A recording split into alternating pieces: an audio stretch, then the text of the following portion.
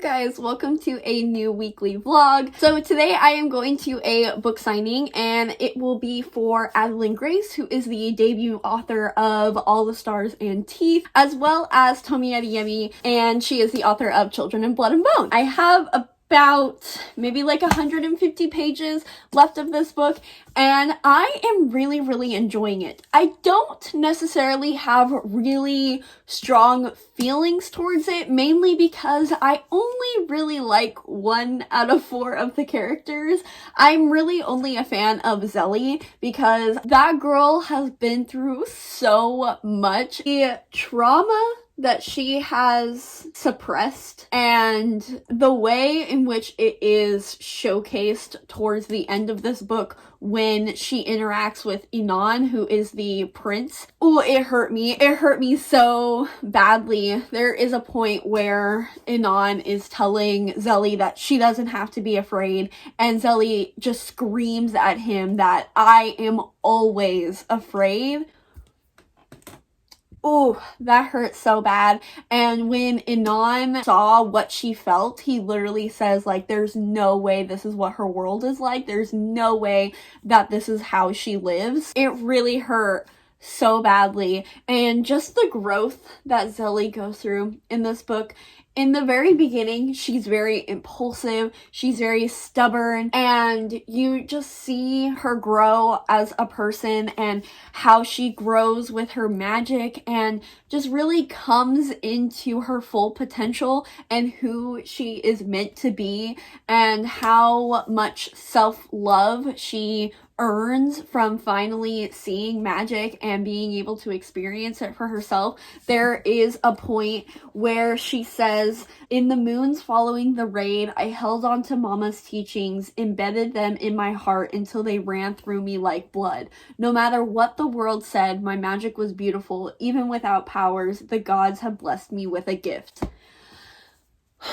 And just the way in which that connects to the treatment of Black people in the world, it was so good and it hurt me so much. And I really love how magic is used as such a symbol of freedom and power. Well, not just a symbol, it literally is a powerful thing that is going to break them out of these bonds that they have been placed under. I'm gonna go into just light spoilers here. I don't think it'll really be detrimental to your enjoyment of the book, but if you do want to avoid all spoilers, I'll just put a little thing on the screen and you can just mute the screen until it's gone. The way in which magic is shown and examined through Inan and how he reacts to his magic has been one of my favorite things about the book. I'm not crazy about his character in and of himself. Like, I don't know really how I feel about him as a character, but the way magic is examined and like how he reacts to it and how he completely rejects it and it makes him weak. He thinks of it as a poison and Zelly just has to tell him, like, no, you are the one who is poisoned. Oh, it's so good. It's so good. I really love that. I hate Zane though. I think that's how you say his name. I'm not sure, but I hate him. I do not like him. I think he is such a terrible brother. I mean, he's not a terrible brother because he just wants Zelly to be safe, and I understand that Zelly is very impulsive, but oh god, he's just so antagonistic towards her, and I feel like when it comes down to it, he has been more rejecting of her and he just doesn't trust her. And it's so infuriating because yes, I understand that she is very impulsive, but we all know that she has been tasked to do this thing and the gods are trusting her and guiding her. It would just be nice to see him trust her a little more, even if he doesn't agree with what she's doing and who she is putting her trust into. It's just really frustrating that he is constantly just nitpicking at every decision that she makes. I just do not like him and Amari. I think it's so again, very hypocritical. It's not necessarily super hypocritical now because of Zelly and Inan and their whole chemistry and everything, but just especially at the very beginning of the book and how antagonistic Zane was towards the monarchy and all of those things, and then Amari shows up and he's just immediately in love with her. I don't like them. I don't like them at all. Amari is just super naive, super annoying. Like, I get it. She's probably gonna go through a lot of development with her character and she's gonna grow as a person. I don't care about her. I think the plot is really interesting. There is a scene, like a gladiator arena scene in this book. Nobody wanted to tell me about that apparently, but I lived. That was absolutely incredible. I'm astounded by the magic system in here and how interesting it is. There have been only a couple points in this book that have been a little slow, and they haven't lasted too long, which, considering how large, this isn't a huge book. It's only like 520 pages, but I feel like for YA, that's a little longer, on the longer side.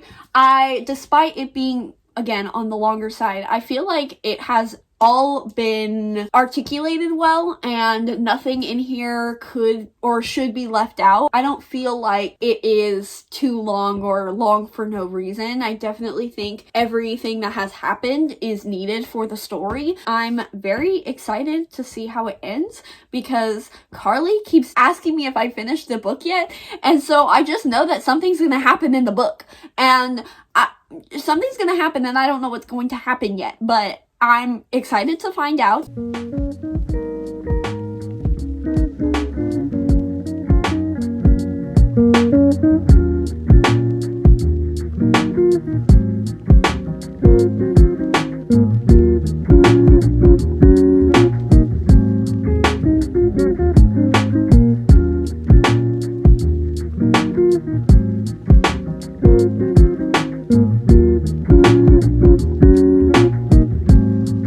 This is your debut book, which means it is your first published novel. In the interest of celebrating how far you have come, can you tell us all about the first story you ever wrote? I can do that. So she didn't tell me any of these questions beforehand, because she's just trying to pick questions that I think will embarrass me. So my first story ever was about a wolf who killed her entire pack. She was very misunderstood. How old were you at this time? I think I was 10 when I wrote this one. But okay, to be fair, she was cursed, or her pack was cursed. She was out hunting, and then she came back, and her entire pack was messed up and trying to kill her and cursed because she was so powerful. She got rid of all of them first. So that was my first book ever.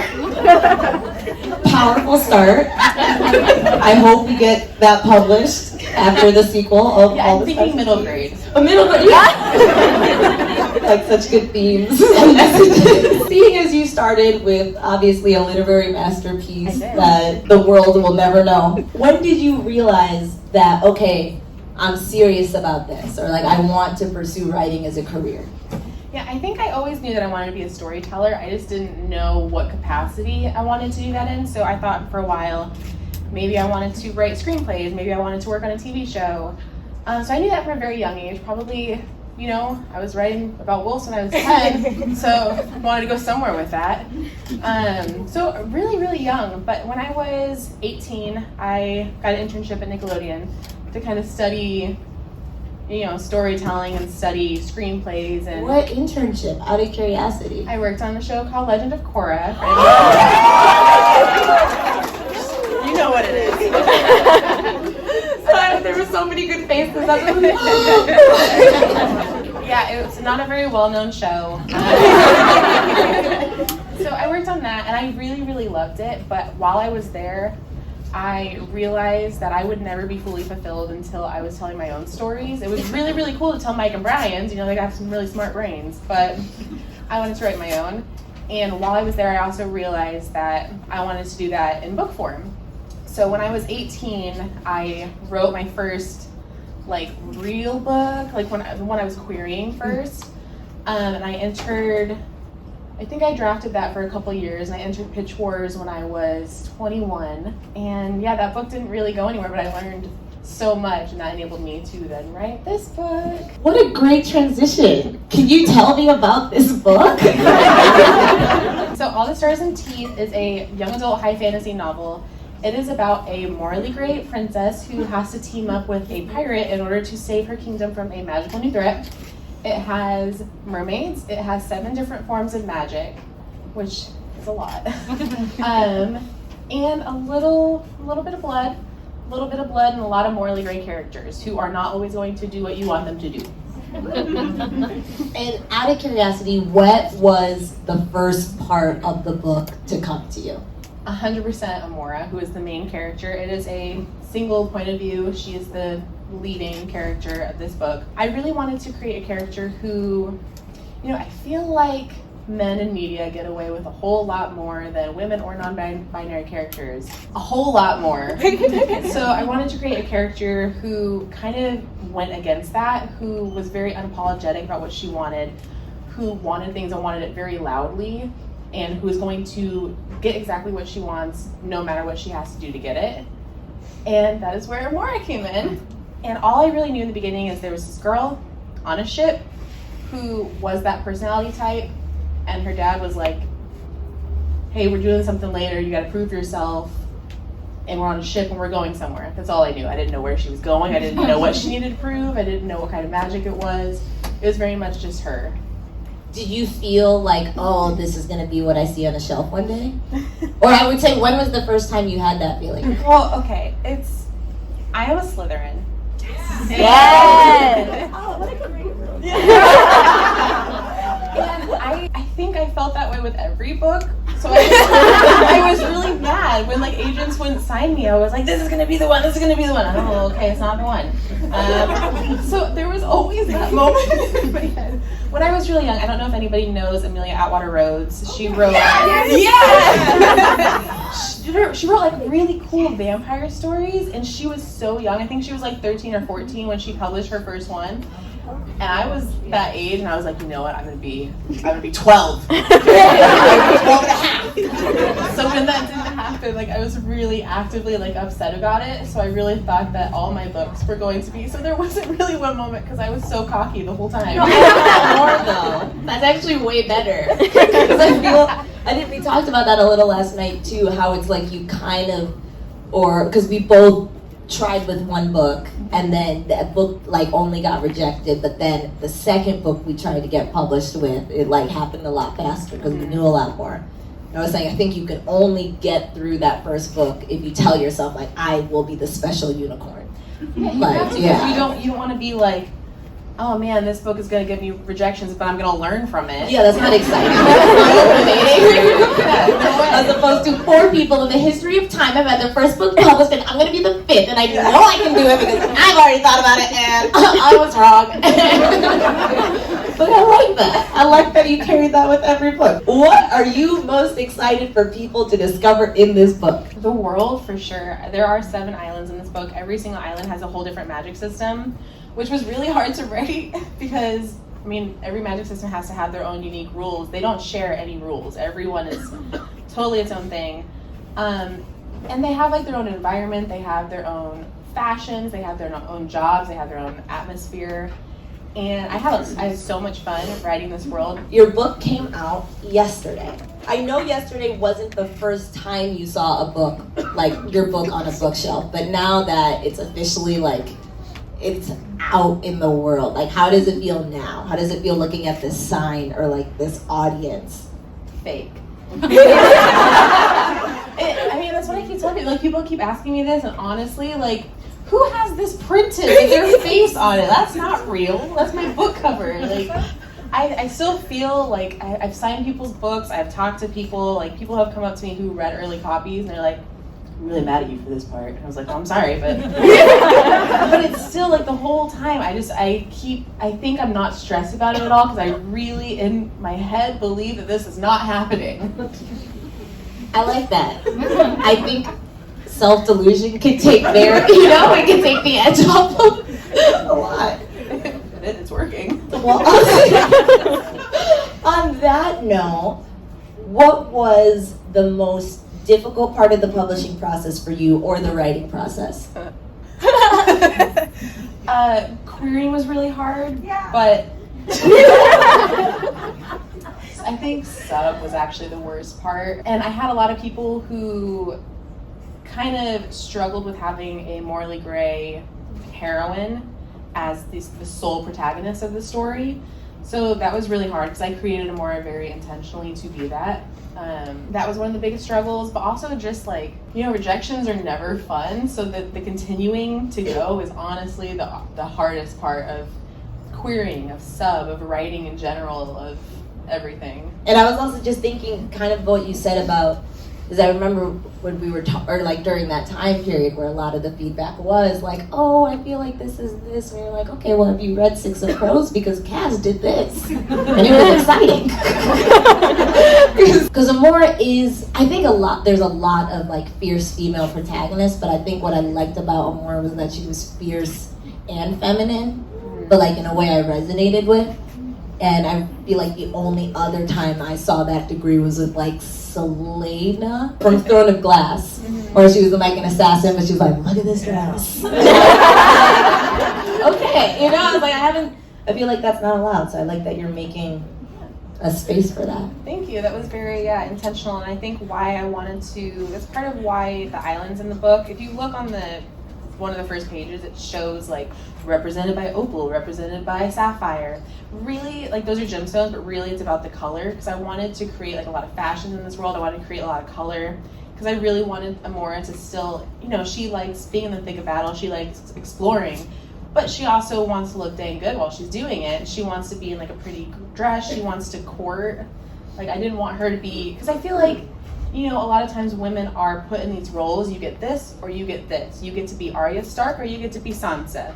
Like, you don't get to be both. And I wanted somebody who could be literally whatever they want. So I want to know, if you were stuck on an island with 3 books and 3 books only, what books would you bring and what books would Amora bring? She's really smart, though. She would, be way more practical than I would be. She'd be like, how to survive on an island. What weapons do I need? She'd have practical guides where I'd be like, I want to read Harry Potter. Which one? Oh, definitely, Goblet of Fire. I would bring Twilight. The first one? Yeah. No, she will take the first one. I take that. 2, because I am Jacob. They turned on us. We agreed on every fandom up until this point. 7:25 p.m. Remember? Okay, one more. Oh my gosh. My Kindle? And it could be solar powered. I'll give you that. All right, nice. What is the biggest piece of advice that you can offer to all of the aspiring authors in the room? Yeah, I would honestly say just keep going. Rejections are such a part of this business. They are so natural. They feel horrible, and when you get one, you honestly feel like it's the end of the world. You will never be published. You're never going to go anywhere in your career. I remember feeling that way. I got probably almost 100 rejections before I wrote All the Stars and Teeth. It's just, that is honestly, to me, I think the hardest part is to mentally and physically get past those rejections and continue on and keep trying. Also, I would say be really honest about yourself, or be really honest with yourself about what you want, especially if you are going the traditional publishing route and you are wanting to seek an agent out. I think that there are a lot of great agents, but I feel like you really need to consider that it is a business partnership. When I was first querying, I was just throwing my book out at anyone. I was like, you have agent in your name? Here, validate me. Read this book. Read it now. Validate me, bloodbath! Validate! That is exactly what it felt like. And I just wanted somebody to be like, yeah, you have talent, but at the same time, I was just pulling people off the streets, and I was gonna have them work with me as a business partner. I would say to querying writers, really do your research. There's websites like Publishers Marketplace and stuff where you can see sales. You can see who agents are selling to, how much they're selling for, how often they're selling. and to really, before you start querying, write like a spreadsheet out of who you would want to work with or agencies you would want to work with. And once you exhaust them, really just be honest about yourself. Like, is it worth trying to find other people, or is it better worth your time to take that experience and take the lessons that you've learned and write another story? Something that struck me is I think the reason it's so hard, because I also had that with the first book I tried to get published that I spent 4.5 years on. Because the publishing process is like, you write a book, you edit that book, you try to make it as good as you can, then you send it to a literary agent, and if an agent likes it, they say, oh, I think like we could work together to sell this to a publisher. Then they take you on, and then you usually edit some more, and then you try and sell it to a publishing house, and then you edit a lot more, and then hopefully it ends up in a beautiful store like Templar's. And that process for the first book, I do remember being like, oh, there's 500 of these, one of them will say yes, and that's not the right mind, not like the literal validate me. And I think the shift only happened when I thought like, oh, you validate yourself. So I guess it's the when, not if, which also helps, because otherwise it does feel like you just want someone to say sure and run with it. Would you rather speak every language in the world or be able to talk to animals? Pure instinct. Animals. Okay. Most annoying nickname people call you? Addie. I've never done that. I almost want to know. Things that make you happiest? Disneyland. Things that make you angriest? Goodreads.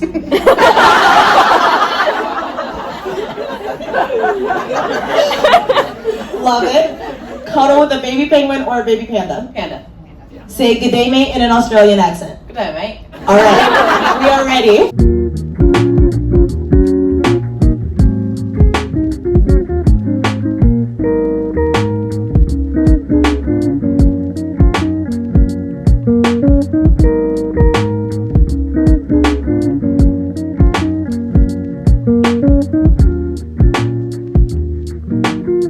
Hello, you guys. I am back home from the signing. The signing was last night, and I got home really, really late, so I didn't update anything, but I did just want to show you guys the book and all of that stuff.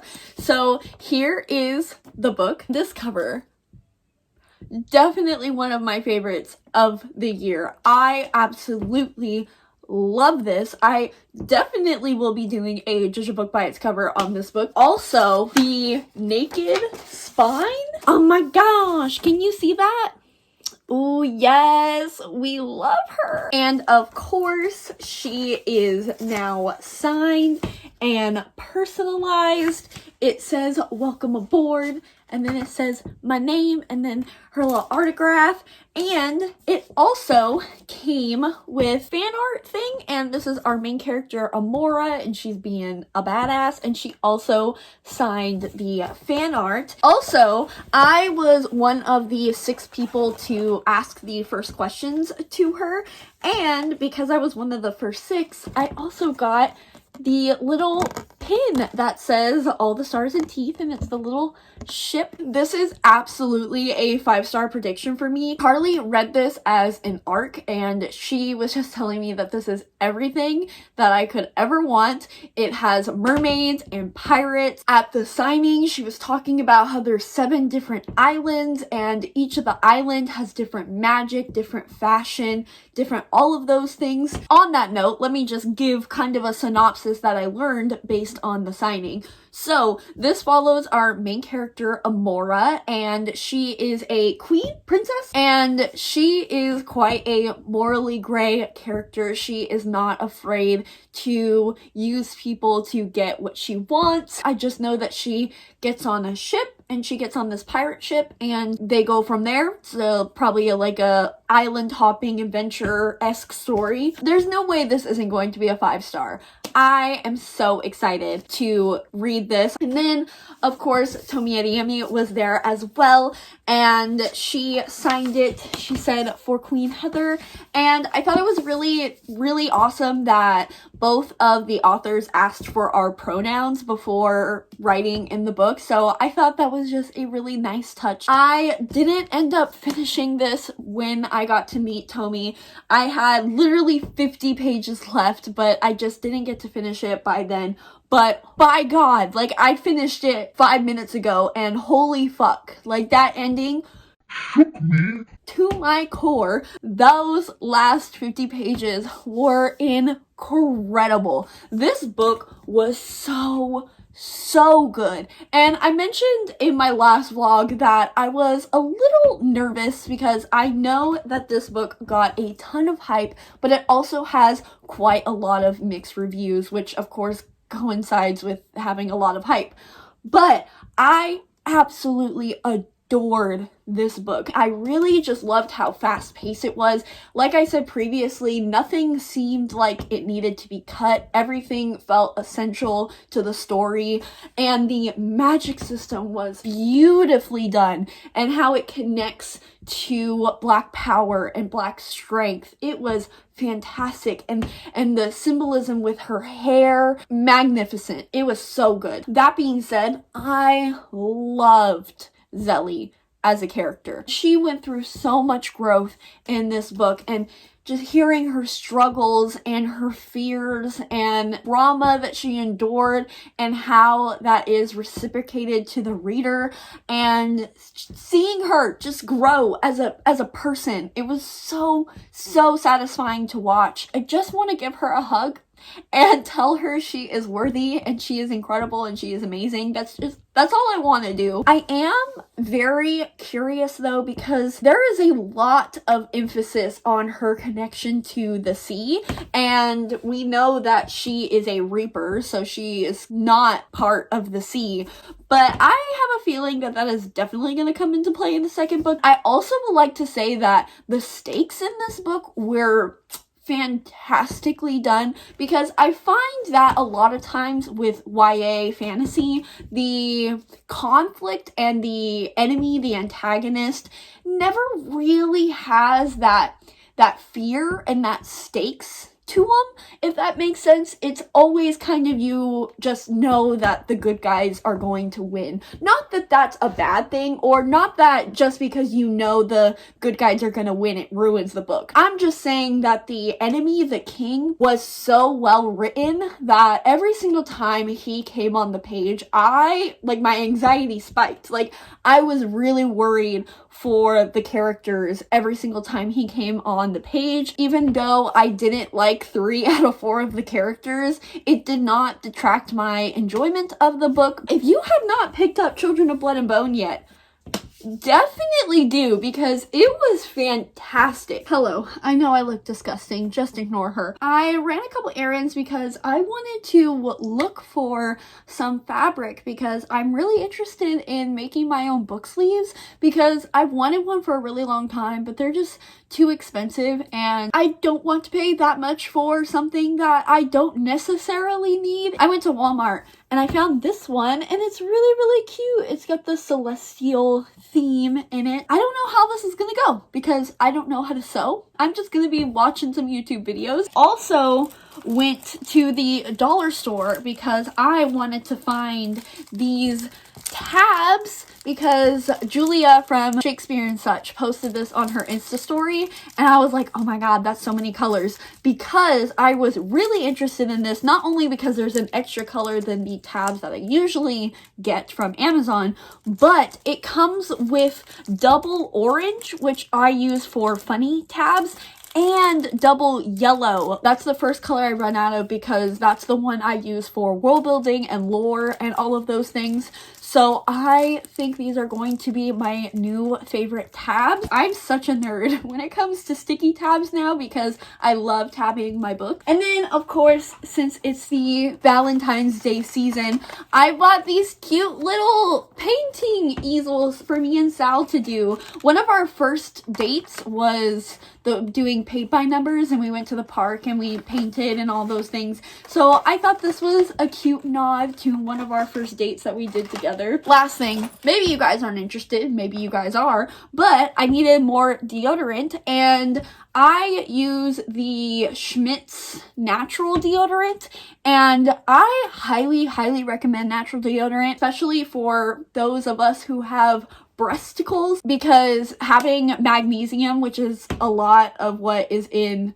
not natural deodorant, and having all those metals really close to that sensitive area of your body is really bad for you. So I switched to natural deodorant. If you are interested in like making that switch, you definitely need to test it out and wear it exclusively when you don't see a whole lot of people, because it does take about 2 weeks for your body to get used to it, and in the process of doing that you do definitely smell, and then it works perfectly fine. But yeah, if you are interested in natural deodorant, this is the one I use. Hello you guys. So today I took the test I need to pass to be able to become a substitute. Do I know if I passed the test? No, probably didn't, because of how terrible I am at math, but we'll see. But basically that means that as soon as I got home I took a fat nap and didn't want to really read because I just did a stupid standardized test. So I've just been chilling all day. But I am going to close off this vlog because it has been quite long because I included the signing and everything. So this week I finished one book, and that was Children of Blood and Bone by Tomi Adeyemi, which I gave a strong 4.5 out of 5 stars. Really enjoyed this, as you guys would have all seen. That's going to do it for me. I hope you guys enjoyed this vlog, and if you didn't, there's always next week. Bye!